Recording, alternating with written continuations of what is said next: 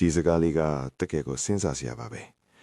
ပိုက်ဆံမရှိတဲ့သူတယောက်လိုမျိုးပင်ပင်ပန်းပန်းလို့လုပ်ရမှာကိုမရှက်ပါနဲ့ဒါပေမဲ့မချမ်းသာပဲနဲ့ချမ်းသာချင်းအောင်ဆောင်ပြီးဟန်ဆောင်နေရမှာကိုပဲရှက်လိုက်ပါတယ်နောက်ဆိုရင်ကိုဘိုးရတဲ့ကနေဘသူပဲထွက်သွားသူတို့ကိုလိုက်ရှာနေဖို့အချိန်မဖြုံးပါနဲ့တော့နော်ကိုပြန်ဂယုစိတ်ရမယ်အချိန်တွေကိုနှမျိုးဖို့ကောင်းလာပါတယ်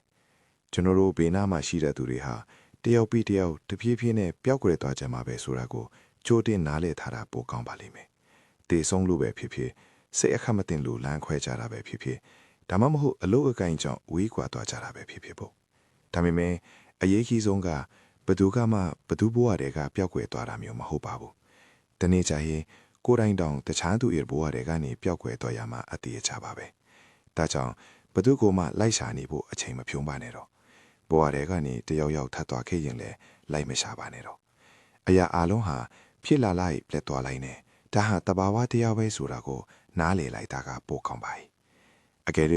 ကျွန်တော်တို့ကကိုကောင်းအောင်နေထိုင်မယ်ဆိုရင်ကိုနဲ့ထိုက်တာနဲ့အရာကောင်းတွေဟာတဘာဝအတိုင်းအလိုလိုရောက်လာပါလိမ့်မယ်ဘဝတွေကတခုခုပျောက်ကွယ်သွားတဲ့အခါအထီးကျန်တာမျိုးကတော့တဘာဝပါပဲအရင်ကရှိခဲ့ဘူးပြီးအခုမရှိတော့တာဟာတဘာဝတရားတစ်ခုပဲလေဒါပေမဲ့ကျွန်တော်တို့ကဒါကိုနားလည်ထားမယ်ဆိုရင်ပြဿနာဖြစ်မှာမဟုတ်ပါဘူးဘဝကိုလန်းလန်းဆန်းဆန်းပြန်ဖြစ်စေပြီးကိုစင်းရဲ့ပင်ပန်းနေမဲ့ပြဿနာတွေလည်းရှိတော့မှာမဟုတ်ပါဘူးအစာကလေးကကိုနဲ့မထိုက်တာနဲ့အရာတွေကိုလိုက်ရှာနေပြီးအချိန်မဖြုံးပါနဲ့တော့ကိုသာကိုယ့်အတိုင်းမှန်ကန်နေထိုင်မယ်ဆိုရင်ကောင်းတဲ့အရာတွေရောက်လာမှာပါအနိစ္စဒုက္ခ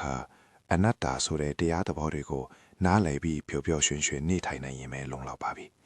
အားလုံးပဲစိတ်ခွန်အားတွေရရှိကြပါစေလို့ဆုတောင်းပေးလိုက်ပါတယ်ခင်ဗျာ